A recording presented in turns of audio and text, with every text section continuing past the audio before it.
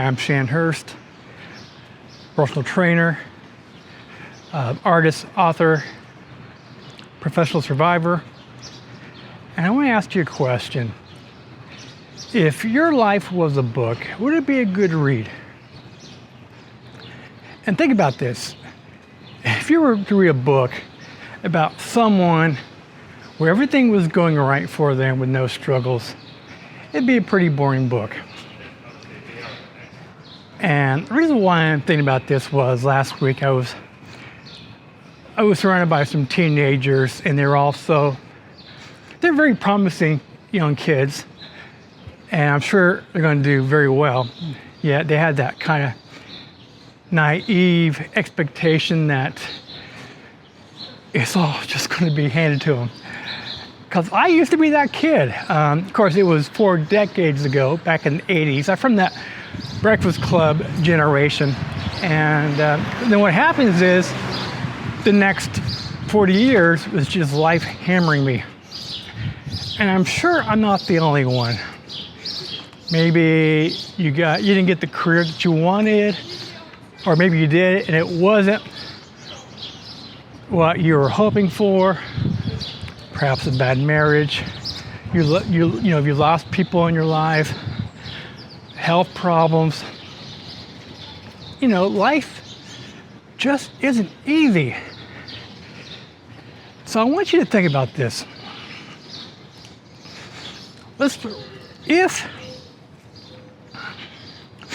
Think about,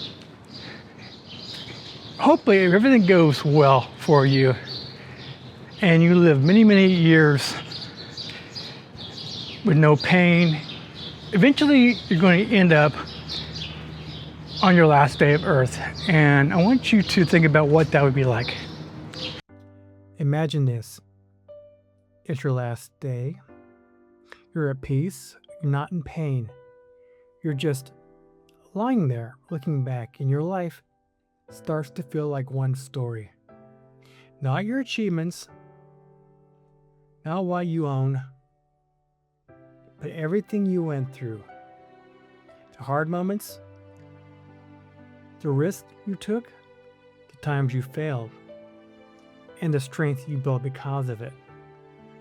The people you've loved, the people you lost, and how much they changed you. And suddenly, it's not about whether it was perfect, it's, did you live it? Did you actually experience it? Was it a good story?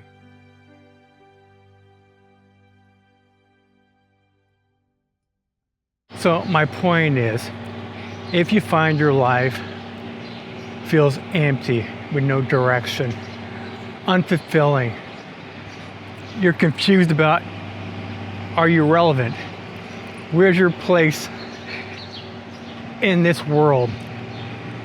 You might be chasing the wrong thing, because on your last day on Earth, in your deathbed, and you're reflecting back on your life, you don't want it to be about spending hours in the office trying to pay for a really big home that you don't enjoy. But it's not about sitting on the couch playing video games and watching TV. Life is about partaking, grasping, enjoying. So let me tell you my story. 1989, I moved to Hollywood, California to live out my dream. I wanted to be in film. I wanted to be a writer. And maybe some acting. I wasn't sure yet. And I turned jaundice. I wasn't doing very well. It turned out I had this incurable autoimmune disease that was destroying my liver. I would need a liver transplant, which is rare back in the late 80s.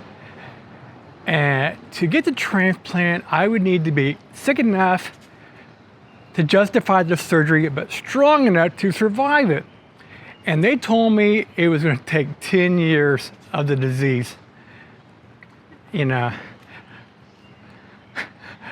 didn't have health insurance. I didn't even have a career yet. I'm just this young kid. So now, 10 years of turning jaundice, losing both bone density and muscle mass, biochemically becoming toxic, exhausted, and itchy. So while all my friends were falling in love, getting married, starting their careers, I was waiting for death. And if you think waiting in line sucks, try waiting for death. 99, I had the transplant, 14-hour surgery. They had to scrape the liver out like it was a dry cookie. So now I'm in my 30s. I got to start over. It's okay. I'm ready for it. Rebuild my body. Back pain. Start eating, working out, trying to get my body back to catch up. Well, the disease came back. I was going to have to do it all over again. This time it was different because this time all my friends were getting a divorce. Losing their jobs, 2008, losing their homes. And I'm like, I kind of like it here in bed. I can eat pizza, watch TV, and still lose weight. No, I'm kidding. But I guess what that means is, even if I hadn't gotten sick, doesn't necessarily mean I would have gotten my dream, So another 10 years, going to my 30s, getting sick, losing weight, exhausted. I don't know if I'm going to live or die, Second transplant in my mid-40s. I weigh 135. I'm about over 25 years of deterioration now at this point. I'm going to have to rebuild my body again. I have no job history really, no college degree. And now I'm about to hit 50. So what do? I decide to move to New York City and start fresh, which turned out to be harder than you imagine. And I'm not gonna lie to you, the past 10 years have been incredibly challenging. I've rebuilt my body, and in fact, I've learned a lot about fitness and nutrition and empowerment and endurance that only comes from survival. But I also learned that being sick and having my life turned off gave me options because I didn't have a mortgage. I didn't have alimony. I didn't have to worry about paying, college, for kids. I had freedom. So sometimes you find out that the worst thing that happens to you can be windows of opportunity. Another lesson there. Now I'm pursuing comedy. Maybe I'll pursue acting. I don't know.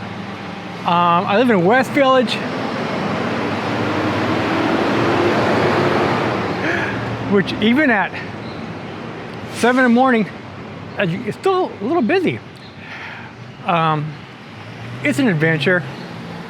I could get sick again. Actually getting to the point in my age where other things can go wrong too, because I have no immune system. COVID didn't help. But you know what? It was turning into a rich and interesting life. I'm not sure where I'm going to take this channel. The idea of living agelessly is more than about fitness and nutrition. It's going to be about taking a risk. Not about trying to stay young, but trying to live to get the most out of your life. So that's the direction I want to take this, and you're welcome to follow along. But there is one thing I want to kind of mention before I let go here, is on those last days before each transplant, when I was, I didn't get super religious, I didn't get mad at God or whatever it is. I wasn't even scared. Now, you don't really see old people walking around being scared. before they die, a lot of reflection. And what I felt would be regret. The idea of regret that I didn't take more risk. I didn't travel more. I didn't have a chance to really make the most out of my life. And now on my third chance at this, my third life, as you will, the idea is to, I'm gonna make this up now. I'm gonna fix this. I'm gonna live the most I can get out of my life. With modern age, technology, medicine, I may have another 40 years left in my life at this point, and I don't want to be sick ever again. I don't want to be in pain ever again. And that's where I'm going to take this. Thank you for watching. If you want to follow along, I'm going to have all kinds of interesting things to talk about when it comes to not just health and fitness, but how to deal with the changes of the world and your place in it. Bye now.